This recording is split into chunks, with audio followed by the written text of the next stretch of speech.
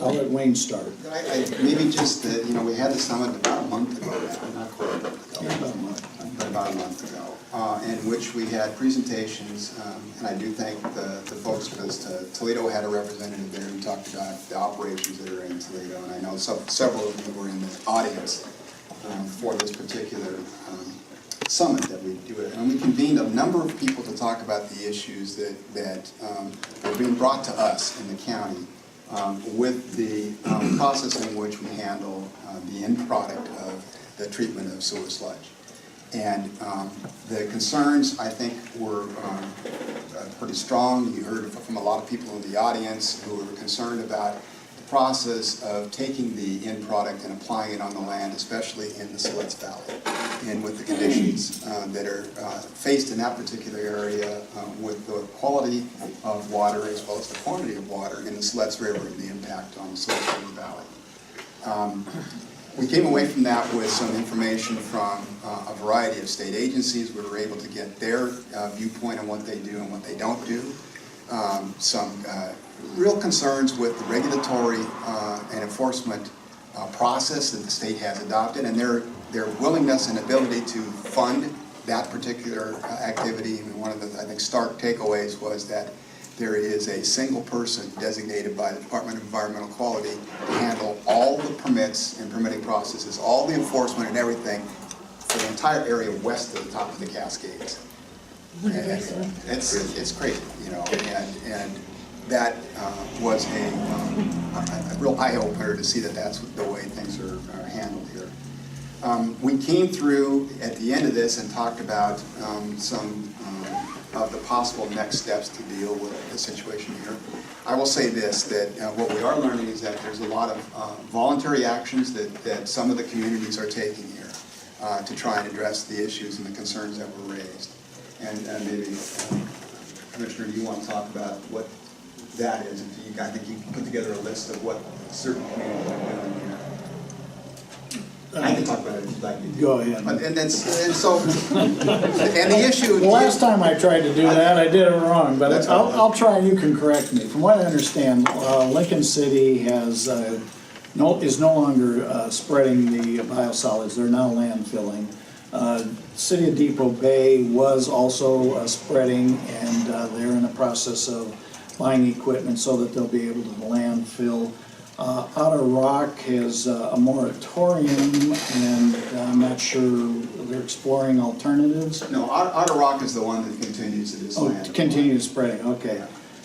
Newport is spreading on property outside of the county, some property within the city limits, Yes. and looking at alternative locations. Siletz, they need to clean their systems up about once every few years, in which case they spread, which is also the situation with Walport. And Yahats is looking to landfill, and Toledo, we understand, is still spreading. So we discussed, and we've been talking to our Representative Gomberg and to Senator Roeblin's offices about maybe there's some ways that we could address some of these issues. And some of the things that we talked about doing would require changes in state law if we were to do this. And some of them are things that actually we could do voluntarily in agreement with the operators out there. So remember the situation here. The county is not an operator. We do not have sewage treatment facilities. We don't do it. But the end result of what happens is on lands under our jurisdiction. And so all the applications are made, and the county has no role in that process under state law. We have been preempted by legislative enactments that say that we can't regulate it in any way, shape, or form. So that's been troubling to us, that the impacts come out and the people in the community come and talk to us about doing something, and we have to throw up our hands and say we don't have to do anything to help you, other than using, as we have doing, convening people to get together to talk about the issues, talk about what might be some solutions, talk about alternatives, and then work with the legislature to see if maybe we can get some additional controls. And so what we have talked about is really some immediate steps and then some longer term kinds of steps that we would like to look in. And we want to continue this conversation. I think there's going to be, there may be a different viewpoint viewpoint, I've heard so far from the cities in terms of what is the potential problem, if there is a problem, with the biosolids and with the application. There's differing views on that. We're finding in our research and in the information brought to us that this is not a problem that's limited to the Siletz Valley or to Oregon. This is actually being examined across the nation. We found some places in Florida in which they actually, the local governments banned the land application of biosolids. It was such an issue to them that they actually, they had some authority and ability to do that, but they banded together a number of counties around the Everglades and areas there and said, we don't want to put any more of this waste that could potentially leach into our waterways out there in an open environment like that. So we can say that what we're looking at, I have posted on the website our possible next steps if anybody wants to look at that. We have a page that's devoted to the information we've been gathering on biosolids. And that we're looking at ways that we can do some things that we don't have to make changes in the state law. Voluntarily we do some things, but at the same time we'll talk about potential changes in state law and probably possibly give the county a larger role in, or counties actually, a larger role in the regulation process. So some of the things that have been done is DEQ actually, we found that it was impossible to get information. We couldn't find your permit. We couldn't find, any information on what you guys are doing, what reporting, what testing, any of that kind of stuff. And that was pointed out to us repeatedly by folks who are concerned about this, and we found the same thing. DEQ subsequently, because of our pressure, created a Mid-Coast Biosolids webpage. And that's on their site. And they have been populating that site with information related to permits, activities, notices, that kind of stuff in Lincoln County. They're calling it the Mid-Coast Biosolids webpage. So that's at least one thing about sharing more information and making it more accessible. I think they got still things that they need to do, more information to get out there. But at least that's a start to get that information out to everybody. We'll be coming to the cities, including Toledo, to talk about some things we think we can do that might help everybody in this process here, because there's a lot of information going back and forth about how people are complying with the existing law and the applications in which they're made. Allegations that some of this is being done in rain, in weather conditions that aren't allowed under the law, but it's happening out there. So we want to know a little bit more about that. And we think one of the ways we can do it is be more transparent. So we were going to ask operators, including Toledo, to voluntarily provide the county with notification if you're going to do land application, so that we can have county representatives observe what's going on there. And we can look at documenting compliance and non-compliance. We want to encourage the operators, if you're going to be doing this, to do it in a transparent manner in which you're documenting that you are complying with the law in a better fashion. If you're not doing that, that's a voluntary kind of thing. So who would you send out to we would have one of our sanitarians. Okay, great. So someone who has some knowledge of this particular issue, or someone who would be educated, has a science background, would be the person who did that. So that's one of the ways we can do it. We were going to ask that one of the big concerns that we heard expressed was how close the land application of the biosolids occurs to waterways, and especially close to the river. And it's my understanding there's a 100-foot setback that's out there. We were going to ask that you just voluntarily do double that setback and do a 200-foot setback. Not something that requires a change in state law. It just requires you to, it's a practice to, in the negotiations you have with the suppliers to do that. Again, this doesn't solve the problem or answer all the problems, but it's a step in the right direction. And then we wanted to really discuss with you, and especially with our partners at the tribe and elsewhere, some additional protocols in terms of testing. And that's the one thing that is, the other thing that's really, that we were seeing lacking in this, is the testing that's occurring. And when we talk about testing, we're talking about when, where, and what it's being tested for. Those are the three elements of that, because what's required from the federal government and the state government in terms of testing may not be the things that we should be looking for, all the things we should be looking for out there, and see what is really happening out there. What is happening both with the materials that go out to the site and then, as they reach the river, what's going on there. So these are some of the voluntary things we talked about. We've also talked about the fact that the county would, in conjunction with the state, with a grant, we're gonna get some funds out there and do some testing on wells. That's the other areas that are impacted by this. We have a lot of wells. Some are community wells out there, and some of them are private wells. But we're gonna try and prioritize wells that are near land application sites so we can get a better baseline and information about what's going on there where applications occur. The other thing that we do as an immediate step is asset operators continue to explore alternatives to land application. You know, in our minds, land application should not be the preferred choice for dealing with biosolids. We should do something different than that, and we want to help and encourage you to look at those alternatives to what you're doing. And again, as Commissioner Hunt noted, a number of the communities have made decisions. They have, you know, they've heard from their constituents that they don't want this done anymore, and they're doing alternatives. They're looking at ways to deal with biosolids other than that. They're doing it voluntarily, and we'd like to encourage the cities, including Toledo, to look at those alternatives and consider other alternatives. Then, long range, we want to explore changes to state law. This is one of those things, we talk about this as local governments all the time about preemption, where state law comes in and says, you at the local level can't regulate. We've set the standards, we're gonna regulate this activity, and you have no right as a local government to engage in this. This is not an unusual thing, and it happens in a lot of different arenas and a lot of different areas. But we think this is one in which we can make some changes to empower local governments to have a little bit more control over this particular issue. And so we're going to propose at least some ideas for making changes in the state law that would actually grant us some additional authority as a county to regulate this activity, and then look at what we can do. Do I think that they're going to give us the authority to ban land application? We might ask for it, but I'm not sure they're going to give us that authority. I don't know that. We'll see what that happens in the legislature. But we would like to at least be able to say as local communities, we have more of a say in what happens here than what currently occurs. Maybe we should join the community rights organization. Well, there's, again, preemption.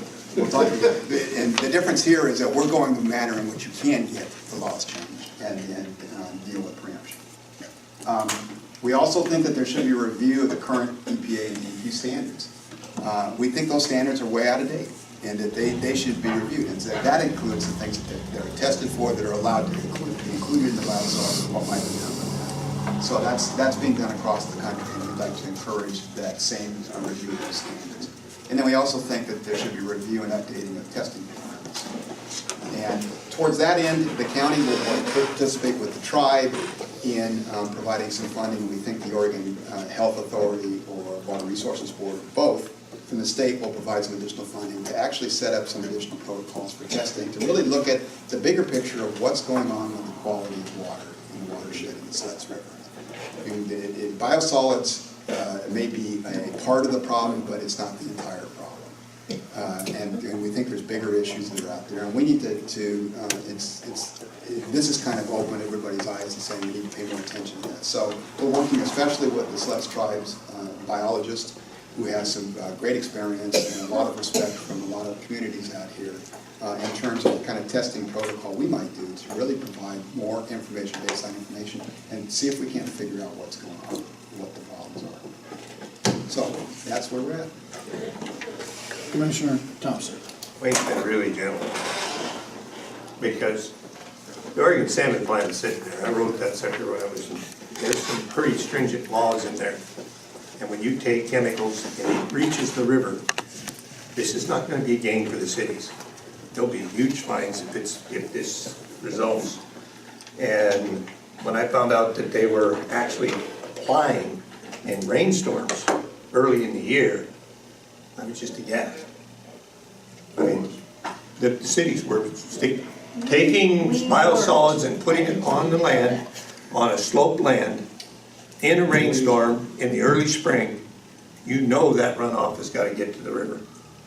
And then without testing, you're okay. With testing, you're going to find that you may be into a big mishmash dealing with salmon in the Oregon Salmon Plan, which is really a clean water issue. So the way to do it is to go at it like Wayne's describing, gently. Let's try to find out what's there and make sure that we're not doing anything wrong, whether you guys are doing anything wrong or cities are doing anything wrong.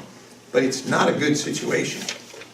when you take the things from your sewer and put it in a situation above the river where you take your water intakes at, that's just not a good situation. And we have City of Newport, City of Toledo, Seal Rock's Water District, all these, Seal Rock's Water District Water. Yeah. also can pipe into them, You're right. Yeah, plus Siletz, yeah. all taking water below where you're putting the biosolids. So we need to do the test, and it's for your own safety that we get this information to make sure it's right. You mentioned that Depot Bay and Yahats are looking to go to a landfill No, process. Yaha's already landfills. They do have an How do they approved site. process it to get it to a point where they can take it to the landfill? I do not know. Dehydration and. It's usually there's a centrifuge involved, and it's, what Depot Bay's doing is adding another centrifuge, as I understand it. They're gonna be trying to dehydrate it more and then take it to Lincoln City. These things cost thousands of dollars, that's the problem for us. Well, I just wondered if we could solve, if municipalities could share one facility. That's one of the things we That's suggested actually we been something that's explore. been talked Oh, about. good, Yeah. that'd be awesome. The, Council of Governments is also asked to get involved, is willing to get involved. yeah, at our board meeting this past week, they were saying they were going to get the information to us that they've learned about a possible regional fertilizer plant too, that's a possibility, because it has been used in Milwaukee and in Wisconsin for years. They sell the stuff, or, I think today's hardware, all over town. It's something in Milordonite, it's a fertilizer, and it's well tested evidently. But, yeah, we want to make sure we're not doing anything bad. In some ways, if biosolids are not affecting the river, and if they're applied properly a long way away from that water, I think we need to, whatever BQ says, we need to be back farther. But if they aren't causing a problem with the water, that's really, in terms of the carbon footprint, a better way to dispose of biosolids than trucking them to the valley to put them in and spending all the power that's necessary to dry them. So there are some things that we need to recognize about it, but if it is getting in on water systems, it's totally not okay. But we don't know that. And I would suggest too, there is a woman here, Ann Siglio, is still around, I believe, and she for years, for EPA, she worked for EPA, and her studies were on water quality in the Siletz. And I know she had nitrogen testing stations, and if you have a higher nitrate content, that's gonna show that, well, it's coming from cattle, it's coming from septic systems, but it could also be coming from biocides. So that would be worth testing, because I did water quality testing for 10 years on the Siletz River. And one time we did, they had done their biospreading and biosolid spreading, and we found higher, it wasn't much, but it was an increase in nitrate below where they had spread the biosolids. We tested it very carefully after they had done it, and we did see a little bit. So it's something we need to be concerned about, absolutely, and chemicals that are in it, for sure. 'Cause I think testing's a big part. testing is a big piece. So you not only need to test the river, but Lincoln City quit doing it because they pushed testing. And when they went in and found the land was super saturated, way beyond the levels that they thought we could go out and just keep putting it on. Well, you can't, is it? And also, when they did the testing, they came and talked to us. They said, as you went lower in the ground, they thought it would decrease, and it turned around and increased. And so you can't just stop with water if you're really gonna do this job properly. Just dump it and disconnect it. Last thing I'd add is that we've been, had conversations with Representative Gunberg, and there is a legislative concept at this point that could be We're gonna put together. to address biosolids. So we are working at the state legislature level to at least create the opportunity to do some work at that level. So, Funding needs to come with it for the small cities. I mean, we just can't buy a $200,000 thing when we've got a sewer system that we've got to. Well, and that's where I think the cooperative effort has a lot of value. It does, absolutely. Commissioner? so I was at legislative days, which was Monday and Tuesday, I was there Monday. I did have to stop by and talk to Don Bird, and he says, what do you want to talk about? And I said, well, if you want to talk, we'll talk about biosolids. And he looked at me and says, well, if you do, you'll be the third group. And it was early in the day. And I looked at him and says, no, I won't come back until I really mean business.